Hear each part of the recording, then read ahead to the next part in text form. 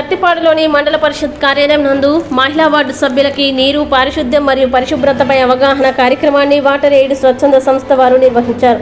ఈ కార్యక్రమానికి తుమ్మలపాలెం, ఈదలపాలెం, తిక్కిరెడ్డివారిపాలెం మరియు నిమ్మగడ్డవారిపాలెం గ్రామాల నుంచి వార్డు మెంబర్లు, అంగన్వాడీ కార్యకర్తలు, ఆశా వర్కర్లు మరియు యానిమేటర్లు పాల్గొన్నారు.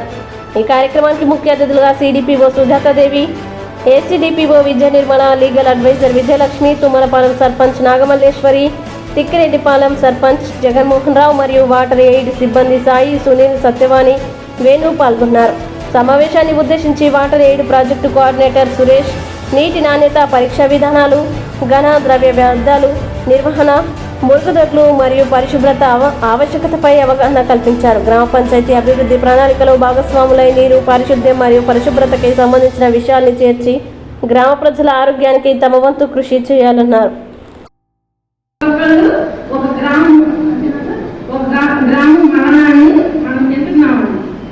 అది ఏ పూర్వకంగా కానీ హ్యాండ్ వాష్ ఎంత ముఖ్యమైనది.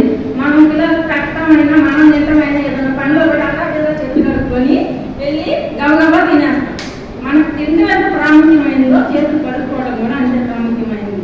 అది గమనించాలని ఈ అవకాశం అంగన్వాడీ తరఫున ధన్యవాదాలు తెలియజేస్తున్నాము. ఈరోజు సెషన్లో మనం తెలియని విషయాలు చాలా తెలుసుకున్నాము.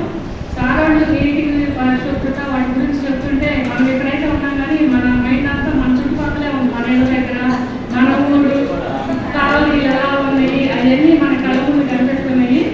ఇక్కడ మన భాగస్వామ్యం కూడా ఉండాలి అన్నారు కాబట్టి రేపటి నుంచి పంచాయతీలో మన దగ్గర ఏమైనా సమస్యలు ఉంటే వార్డు మెంబర్లు తెలియజేద్దాం. మనం కూడా మన అంగన్వాడీ సమస్యలు ఉన్నా కూడా తెలియజేద్దాము. అలాగే ఇప్పుడు దాకా సారు పంచాయతీ మెంబర్, వార్డు మెంబర్కి, సర్పంచ్ గారి వాళ్ళకి తెలియజేస్తూ వాటి గురించి మనం కూడా అవగాహన తెలుసుకున్నాము. మన సమస్యలు ఏమన్నా ఉంటే మన అందరం మహిళగా మనం వాటి మీద కలిసి పనిచేయాలి. అలాగే నీళ్లు ఎలా వాడుకోవాలి, వాటిని ఎలా సేవ్ చేసుకోవాలనేది కూడా తెలుసుకున్నాము. గతంలో ఇంప్రూవ్మెంట్లు ఉండేవి, నాకు తెలుస్తాయి. మన ట్రైనింగ్ సెంటర్లో కూడా ఉన్నాయి, మనం చూసాము.